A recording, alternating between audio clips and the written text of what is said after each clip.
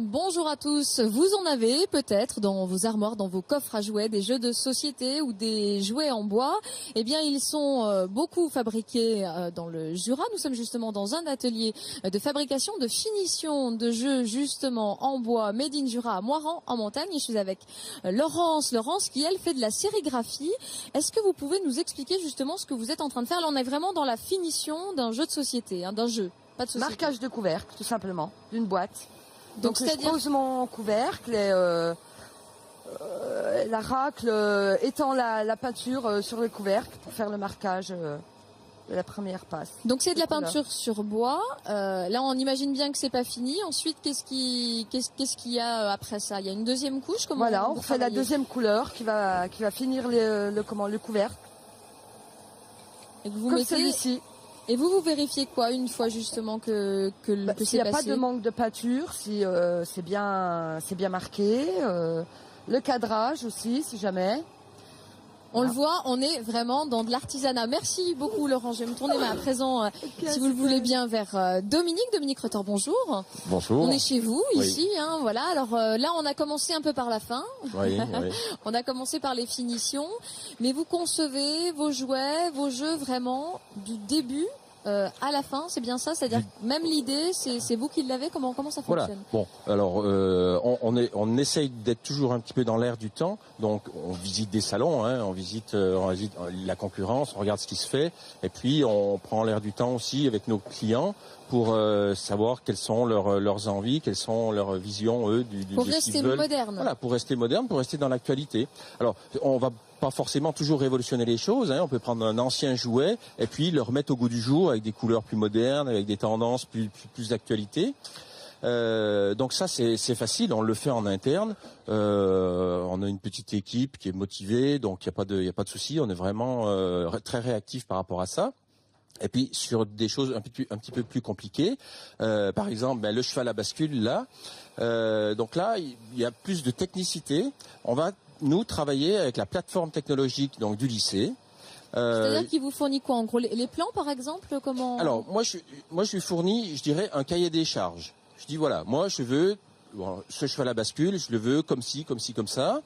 Et lui, il va, à partir de cette idée-là, il va mettre en place, donc il va faire un plan, il va me le soumettre, on va regarder, on va discuter en interne aussi, et puis voilà, déjà dans un premier temps, qu'est-ce qu'on peut modifier, qu'est-ce qui nous convient pas, et puis à partir de là, une fois on a revalidé, on va dire la deuxième séquence, il la met en prototypage.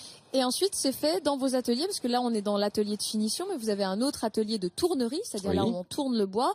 Et c'est pareil, vous faites vraiment tout. Vous êtes un vrai artisan. C'est important pour vous vraiment de suivre le produit de A à Z?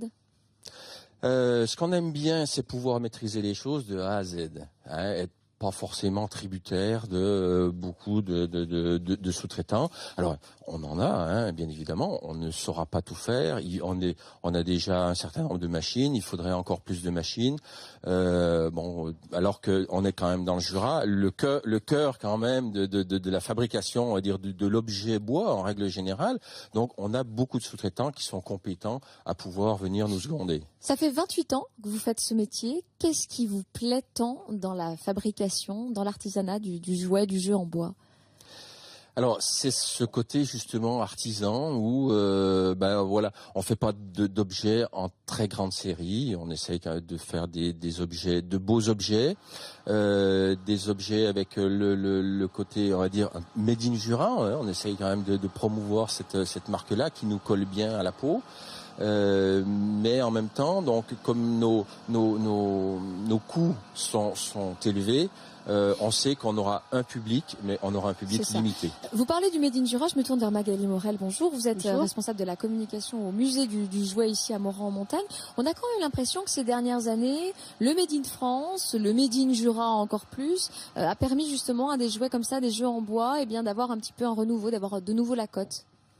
Oui, nous on le ressent beaucoup dans les réactions de nos visiteurs qui sont très attachés au Made in France, que ce soit lorsqu'ils visitent notre musée, lorsqu'ils découvrent nos collections ou lorsqu'ils font leur shopping en fin de visite à la boutique du musée. C'est-à-dire qu'ils demandent des jouets qui sont faits en gros localement. Très attachés au Made in Jura. Oui, c'est une condition d'achat quasi sine qua non. Ça, c'est une bonne nouvelle, j'imagine aussi pour le secteur. D'où vient cette tradition du jouet en bois?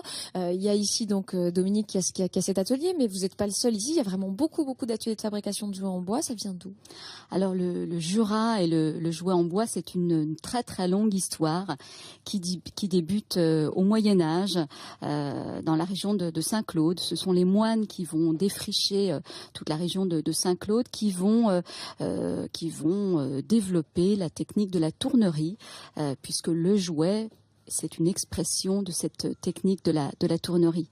Voilà, donc l'histoire commence avec les pèlerinages à Saint-Claude. Alors non, les moines fabriquaient des objets religieux et plus particulièrement des chapelets, les perles de chapelet. L'abbaye de Saint-Claude connaît son apogée au XIIIe siècle et les moines fabriquent un grand nombre de chapelets, ces petites perles qui vont être aussi dès cette époque utilisées pour les colliers des petites filles. Donc c'est le début du jouet en bois, on peut dire.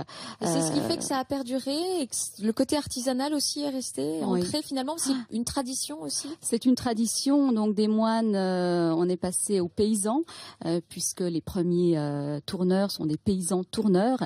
Les moines ont transmis cette tradition aux paysans. On est dans une région qui est rude, hein, l'hiver est rude. On n'a pas trop de travail et donc la tournerie va être une activité complémentaire et des objets religieux, on va rapidement passer aux jouets, aux objets usuels bien sûr. Et aux jeux de société, à tout ce qu'on voit en tout cas, tout ce qu'on peut trouver. Merci beaucoup de nous avoir reçus. Voilà, on espère on vous a donné en tout cas des bonnes idées pour vos prochains achats de Noël Made in Jura, forcément. Merci à vous.